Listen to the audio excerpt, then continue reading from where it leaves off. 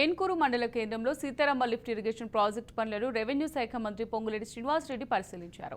గత ప్రభుత్వం ప్రాజెక్టు పనుల పేరుతో కోట్లాది ప్రజాధనాన్ని దుర్వినియోగం చేసిందన్నారు.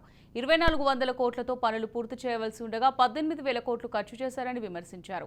80,000 పుస్తకాలు చదివిన దొరగారు సలహా ఇచ్చిన ఈ ప్రభుత్వం తీసుకోవడానికి సిద్ధంగా ఉందన్నారు.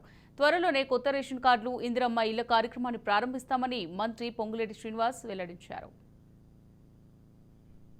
50,000 కావచ్చు. ఆ పైన డబ్బులు రైతన్నలు ఈ రోజులు కట్టలేకపోయినా వాళ్ళు వెసులుబాటు చూసుకొని ఎప్పుడు కడితే అప్పుడు వారు కట్టిన తర్వాత అన్న మాట ప్రకారం ఇవ్వటానికి సిద్ధంగా ఉంది.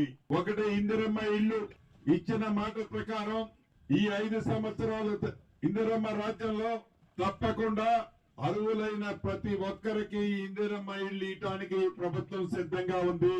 మొదటి విడతగా ఈ సంవత్సరం 4,50,000 ఇల్లు 22,500 కోట్లతో తెలంగాణ రాష్ట్రంలో ప్రతి అసెంబ్లీ నియోజకవర్గానికి 3,500 ఇళ్లు చొప్పున యుద్ధ ప్రాతిపదిక మీద రాబోయే కొద్ది రోజుల్లోనే ముగ్గుపోయిపోతుంది ఈ ప్రభుత్వం. ప్రతి ఇంటికి దానిని కూడా రాబోయే కొద్ది రోజుల్లో విధి విధానాలు ఫైనల్ చేసి అర్హులైన ప్రతి ఒక్కరికి తెల్ల రేషన్ కార్డుతో పాటు సపరేట్ గా ఆరోగ్యశ్రీ కార్డును కూడా ఈ ప్రభుత్వం ఇవ్వడానికి చిత్తశుద్ధితో ఉంది. ఇప్పటికే 2వ తారీఖు నుంచి ప్రజల ముందు పెట్టాం. 23వ తారీఖు దాకా మీ వద్దనే ఉంటుంది ఆ చట్టం, ఆ తయారు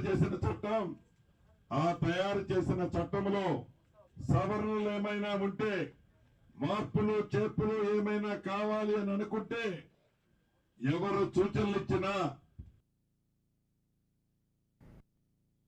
అవి మంచి అయితే ఈ ప్రభుత్వం చిత్తశుద్ధితో వాటిని కూడా ప్రజలకి మంచి కోసం, భూములున్న రైతన్నలకి మంచి కోసం ఆ చట్టంలో వారు సూచనలు మంచివిస్తే ఈ ప్రభుత్వం స్వీకరించి ఒక రోల్ మోడల్ చట్టాన్ని తయారు చేసి ధరణి బాధితులందరికీ రాబోయే కొద్ది రోజుల్లో విముక్తి కల్పించడానికి సిద్ధంగా ఉంది ఈ ప్రభుత్వం.